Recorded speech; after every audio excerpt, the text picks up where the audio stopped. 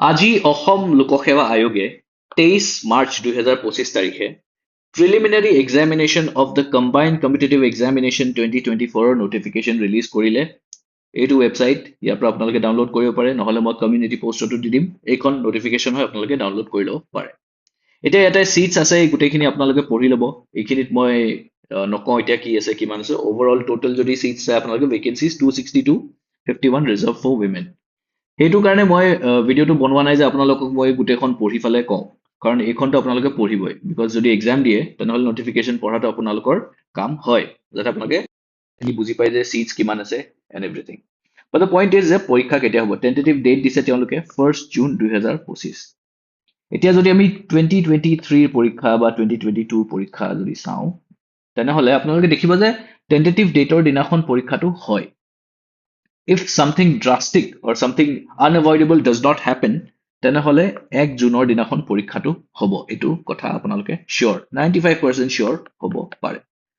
তাৰ মানে যদি 1 জুনত পৰীক্ষা হয়, আজি হ'ল 23 মাৰ্চ, তাৰ মানে ইউ হেভ 70 days, 70 দিন আছে আপোনালোকৰ তাত প্ৰিপেয়াৰ কৰিব কাৰণে। এতিয়া 70 দিন বহুতে ক'ব যে বহুত কম, যে কেনেকৈ প্ৰিপেয়াৰ কৰিম। বহুত কম তেওঁলোকৰ কাৰণে যোনে আগতে পঢ়া নাই, প্ৰিপেয়াৰ কৰা নাই পৰীক্ষাটোৰ কাৰণে। আৰু তেওঁলোকৰ কাৰণে বহুত বেছি হ'ব 70 দিন, যিসকলে অলৰেডি 3-4 মাহৰ পৰা প্ৰিপেয়াৰ কৰি আছে, যোনে আগতে এটেম্প দিছে, তেওঁলোকৰ কাৰণে 70 দিন হ'ব বহুত বেছি।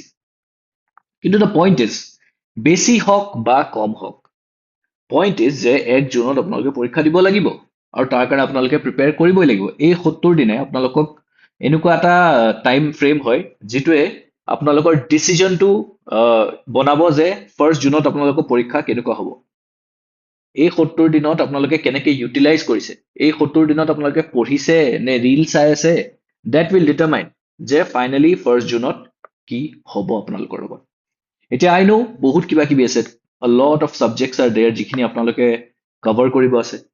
তাৰপিছত ৰিভিজনটো আছেই, তাৰে লগতে থাকিব আপোনালোকৰ মক টেষ্ট দিয়া কাম এটা, তাৰে লগত থাকিব PYQs কৰিব লাগিব।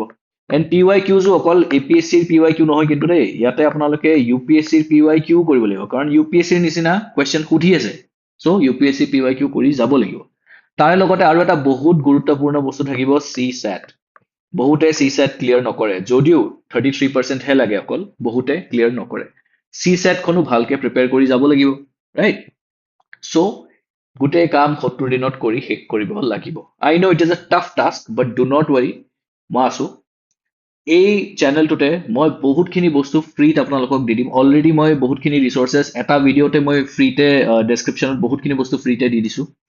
আৰু মোৰ যিটো টেলিগ্ৰাম চেনেল আছে তাতেও বহুতখিনি বস্তু ফ্ৰীতে দি থকা যায়, ঠিক আছে? তাতে আপোনালোকে যদি আছে দ্য পইণ্ট ইজ কি, এতিয়া 1 জুনলৈ এই 70 দিনত মই বহুতখিনি বস্তু আপোনালোকক ফ্ৰীতে দি দিম ইয়াতে, এই চেনেলটোতে, ঠিক আছে? ডু নট ৱাৰি, ক'তো একো পে' কৰিব নালাগে আপোনালোকে, ঠিক আছে? বহুতখিনি বস্তু যিখিনি will help you clear the exam, ঠিক আছে? এনেকুৱা নহয় যে এনেই কিবা কিবি মই দি আছোঁ আপোনালোকক, জাষ্ট কণ্টেণ্ট দি আছোঁ, সেইটো নহয়।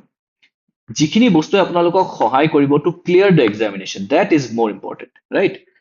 চ' তেনেকুৱা বস্তু মই দিম আপোনালোকক। অফক'ৰ্ছ বহুতখিনি পঢ়োৱা বস্তু দিম মই, অলৰেডি য'ত বেলেগত ক'ৰবাত পঢ়াইছোঁ, ঠিক আছে? But it is all available for free. সেই বস্তুখিনি মই দি দিম, ঠিক আছে? মই একো কপিৰাইট ভায়লেশ্যন নকৰোঁ, of course, but because that is not right. কিন্তু যিখিনি বস্তু ফ্ৰীলি এভেইলেবল আছে ইণ্টাৰনেটত, কিন্তু আপোনালোকক বহুত বেলেগ বেলেগ ঠাইত আপোনালোকে পাব, ৰাইট?